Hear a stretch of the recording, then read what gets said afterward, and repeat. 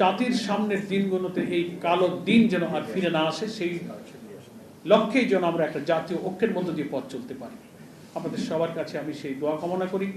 আমি খুব কৃতজ্ঞতা জানাই এখানে ছাত্র শিবিরের সাবেক বর্তমান কেন্দ্রীয় সভাপতিরা যারা উপস্থিত আছেন, আমাদের পানি সম্পদ মন্ত্রণালয়ের মাননীয় মন্ত্রী, উনি বলছিলেন যে আমি এই অনুষ্ঠানে থাকব, আমার জেলের সাথী, আমরা খুবই ঘনিষ্ঠ।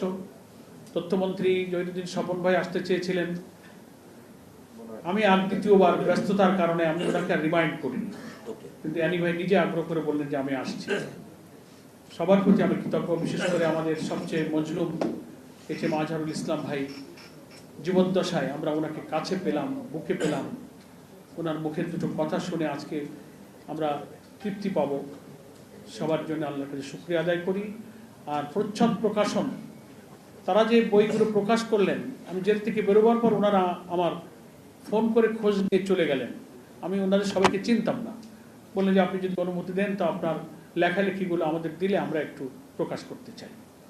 এই যে প্রকাশনা সংস্থার এমডি চেয়ারম্যান বোধহয় বক্তব্যে বলেছেন যে সব লেখকের পাণ্ডুলিপির একটা স্টাইল থাকে, কিন্তু 7 বছরে আমার লেখার কোনো গ্রামার ছিল না। এই ডায়েরিতে 5 লাইন, ওই খাতায় 10 পাতা, ওই নোটবুকে 3 পাতা, খুব কষ্ট করেছে এরা। বলে সব আপনি আমাদের দেন আর একটা গাইড দেন, আমরা সব খুঁজে বের করে করে একটা জায়গায় নিয়ে আসবো।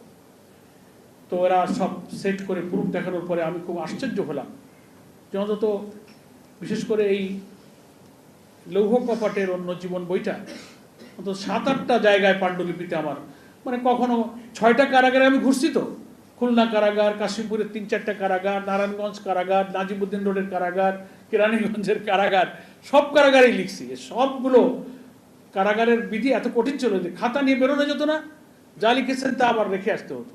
লুকায় লুকায় কার আগে জামিন হয় তার ব্যাগের মধ্যে ঢুকাই দিয়ে দিতাম, তুমি এটা নিয়ে আমার বাসায় পৌঁছায় দিও।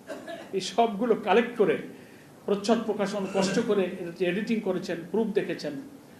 এবং আমার ব্যক্তিগত আর্থিক সামর্থ্য এমন নেই যে আমি এগুলো নিজের অর্থে প্রকাশ করতে পারতাম, সেজন্য তারা বলল যে না আমরা এটা প্রকাশ করব। পরে বলল যে আমরা একটা মোড়ক উন্মোচন অনুষ্ঠান করব। তা আমি তো চিন্তাই করতে পারিনি তারা এরকম একটা অনুষ্ঠানের আয়োজন করবে। এই জন্য আমি তাদের প্রতি আন্তরিকভাবে কৃতজ্ঞতা জানাই।